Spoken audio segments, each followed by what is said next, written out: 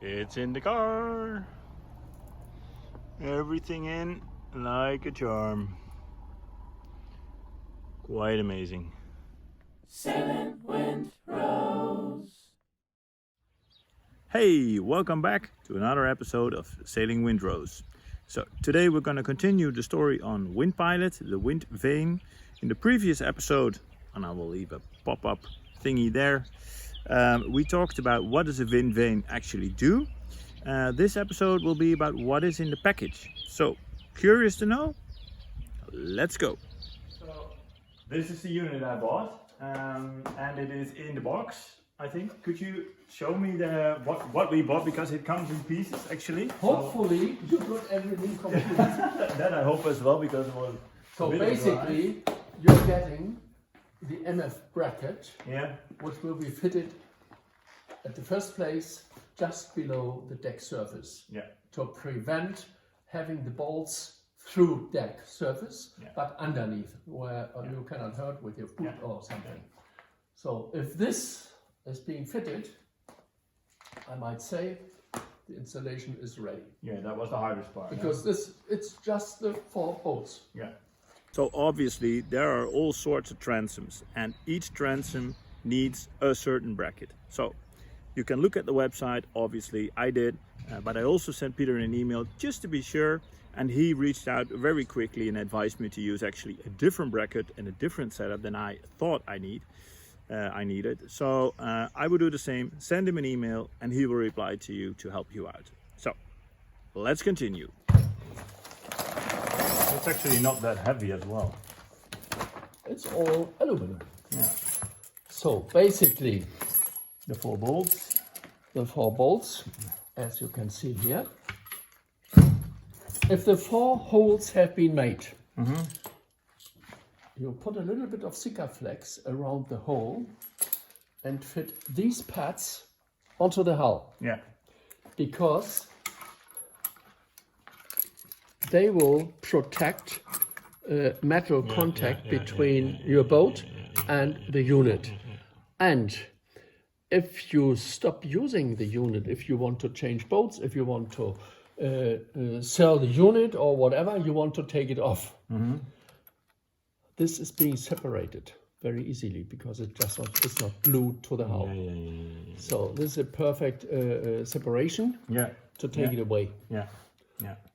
So obviously it's important to separate the bracket from the aluminum boat as well, and the stainless bolts that go through. But you will see that in the next episode, where I'm actually going to mount the Windpilot. These 4 bolts run back to its back. Not that.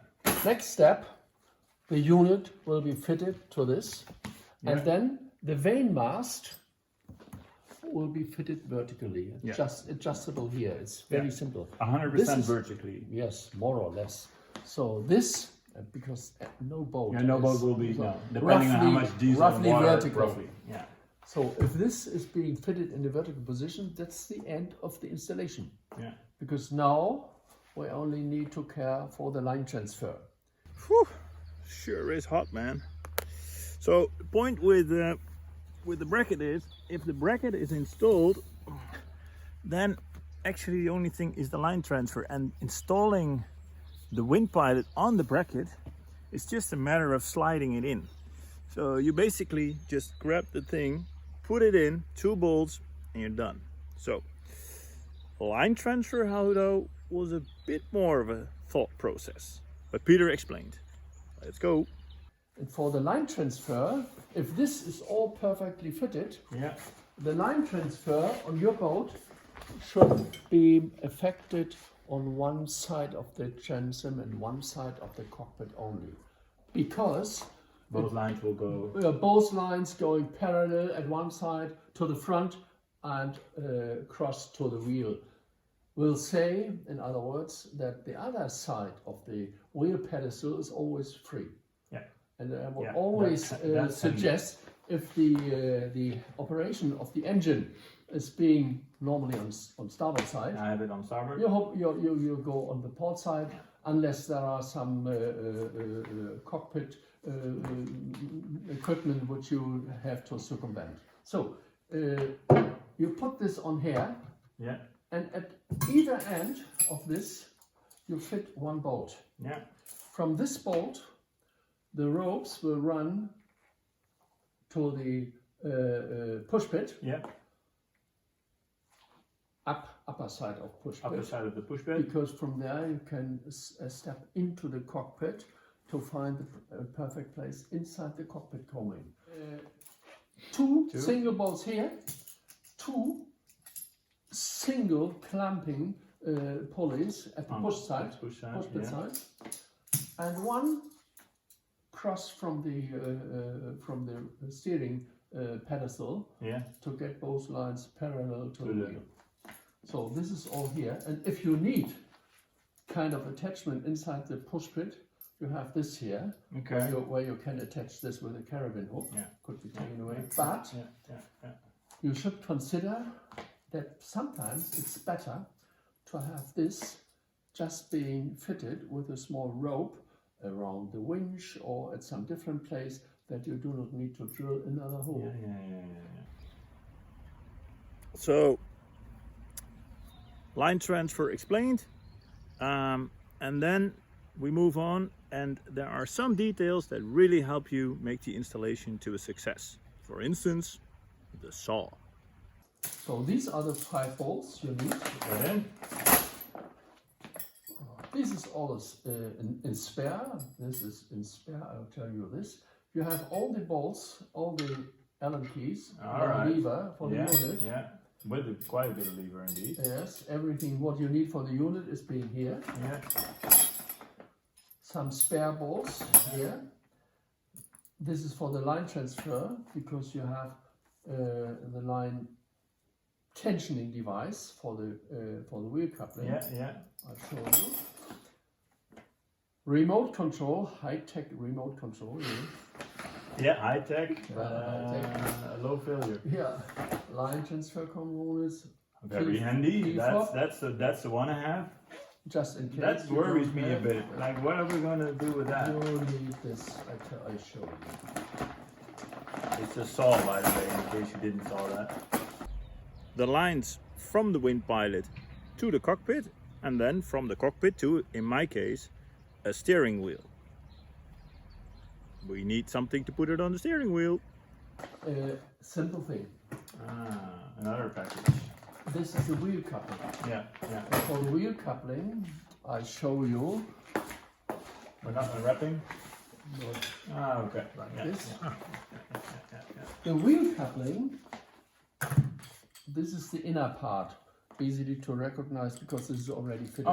You put this onto one spoke. Disregarding which one.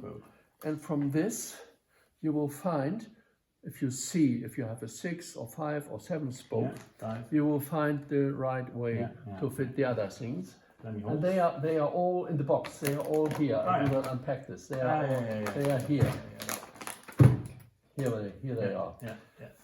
So if you have found this, to get the second part of the wheel coupling close together, you need to cut these away.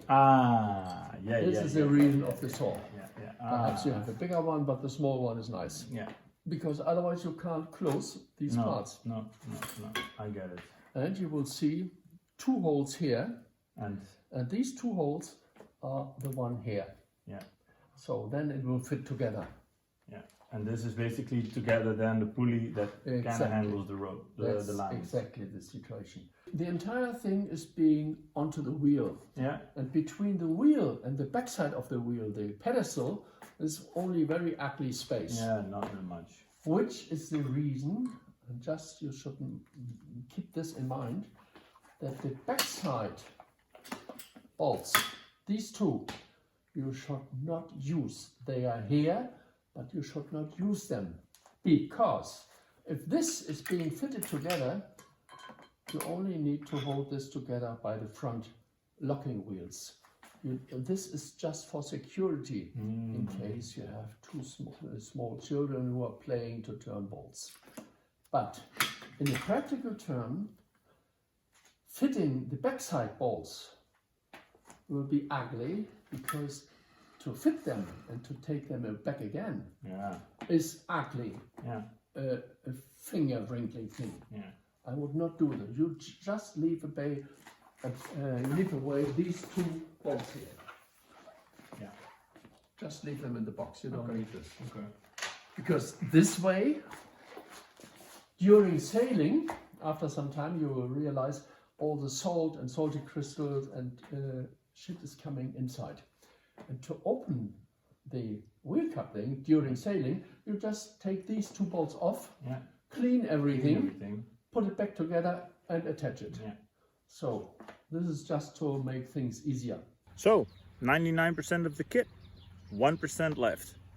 A wee little plastic screw. About this. Yeah, that's an intriguing little bolt. Wait a second, I show you. You show it The here? reason for this bolt is so simple.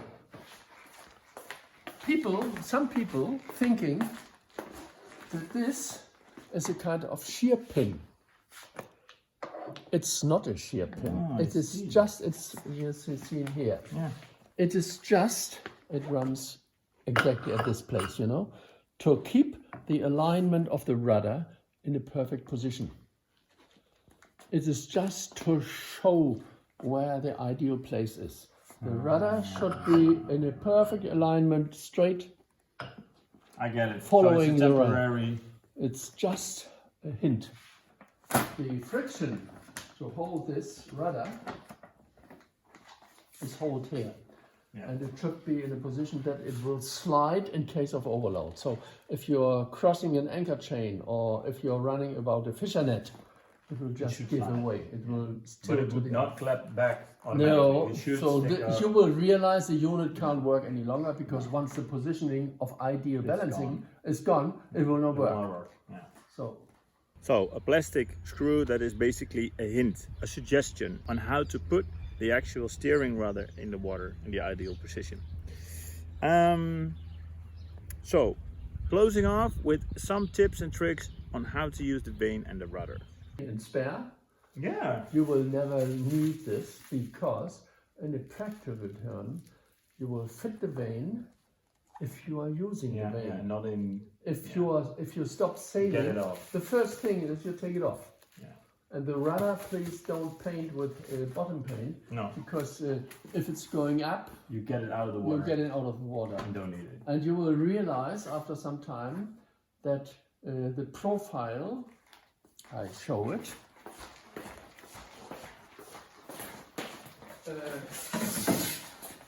the profile is not watertight here and there because it is glued together using epoxy, but it is still having metal contact at the inner side of the profile. With a practical effect, you can't seal this perfectly. So you will get always a little bit of water inside. Don't worry about this. It's just small quantity. It will not matter anything. So don't complain about water ingress. It's standard. Any Windpilot. So Peter, I want to thank you very much. I think this is a short lesson. This is like the best ever explanation I got, and world. Peter, if you ever need a Windpilot or if you need any self-steering device, this is the man. Sometimes for some years. That's it, and I think the man deserves a statue. And you know what? He got one. Yes, I think his brother-in-law is fond of wood carving, so he has a whole bunch of statues, from himself to gorillas to even bouwbeelden, we call it in Dutch, boegbeelden. Bowsprits, decorations. What an amazing trip this was. Okay, time to go home as well. Yeah, that was time of coming and time of going, but what an amazing shop it is. I think he said it's one of the last, well, the last probably, shop where they do machining in Germany with 2 people. Yeah. So he runs it with his wife, and you've seen, you know, it was so meticulously clean, everything was ordered, everything was like, wow, you know, that was like very, very, very organized. So that was quite impressive, and the stories were like amazing. You know, the guy has been around. He fitted like hundreds and hundreds of ships with this Windpilot, and quite impressed with with the shop, with the product, because the product is like super solid, right? Like rigid. Yeah, that's like That's a decent piece of kit. German quality piece of kit. Like no bullshit materials. It's like this is the stuff. The place is Dutch we say Valhalla. It's like heaven for people that like neatness, cleanness, and quality built products. Peter, thank you so much for your explanation, for your help, for your support. With this explanation, I hope you tubers will also get inspired, and you know where to find him, windpilot.com. Have a blast. So, like this episode, very good. Hit a like, and we're at 900, so we're almost there. Subscribe. Love to see you guys all the time. I love your comments, love your feedback. And next episode on this amazing trip is to put the wind vane on the boat. So, see you next time. Cheers. Sailing Windrows. So of course we took the Deutschland burger, and we took the German fries, which is more like a what is it? Looks like a poffertje, but then different. It's really tasty though.